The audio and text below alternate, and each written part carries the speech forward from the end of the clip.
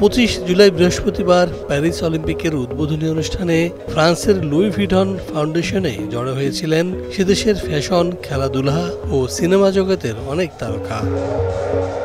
বৈশ্বিক এই আয়োজনের অংশ হতে পেরে নিজেদের উচ্ছ্বাসের কথা জানান তারা। তাদেরই একজন প্যারিসের সৃজনশীল পরিচালক ফ্যারেল উইলিয়ামস। বিশ্ব অলিম্পিক উপলক্ষে আয়োজিত এমন অনুষ্ঠানে অংশগ্রহণ করতে পেরে আমি সত্যি গর্ববোধ করছি, যেখানে আমি দেখতে চাই সাঁতারুদের ট্র্যাক এবং জিমন্যাস্টিক্স। এছাড়াও আমার পছন্দের তালিকায় আছে টেনিস, ফুটবল এবং অবশ্যই স্কেটবোর্ডিং। স্থানীয় একটি দাতব্য সংস্থা তহবিল সংগ্রহের লক্ষ্যে আয়োজন করে এই তারকা মেলার, যেখানে তারকাদের ব্যস্ত থাকতে দেখা যায় আড্ডা দিতে, ছবি তুলতে কিংবা হেঁটে বেড়াতে। তাদেরই একজন র্যাপার স্নুপ ডগ। আমি খুব উত্তেজিত। গত অলিম্পিকের কথা মনে আছে? ভক্ত ছিল না, পরিবার ছিল না, ব্যস্ততা ছিল না। সুতরাং এখন অবশেষে আমরা অনেক লোক পেয়েছি এবং এই আয়োজনে পুরো বিশ্বকে শান্তি ও ভালোবাসায় একত্রিত করেছে। এই ক্রীড়াবিদরা একে অপরকে সম্মান করে, তারা একে অপরকে ভালোবাসে, আর এটাই আমাদের পরস্পরকে শেখাতে হবে। এভাবেই আমরা একে অপরকে ভালোবাসতে শিখি। সুতরাং অলিম্পিক একটি বড় শান্তির সমাবেশ, যা পুরো বিশ্বকে একত্রিত করে। আয়োজনের সংবাদ সংগ্রহে সেখানে জড়ো হতে দেখা যায় কয়েক ডজন ফটোশুটারকে, যারা একক কিংবা আলাদাভাবে ছবি তুলছিলেন।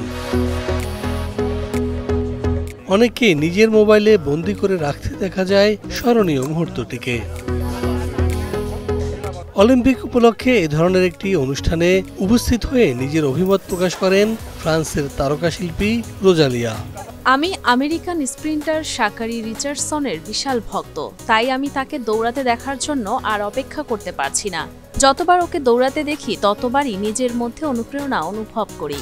সে এত শক্তিশালী, কিন্তু দেখে মনে হতে পারে সে যা করছে তা অনেক সহজ, কিন্তু এটা খুব আশ্চর্যজনক। তাই আমি তাকে দেখার জন্য অপেক্ষা করছি। অবশ্যই রাফা নাদাল এবং কার্লোসের জন্য আমি অপেক্ষা করছি।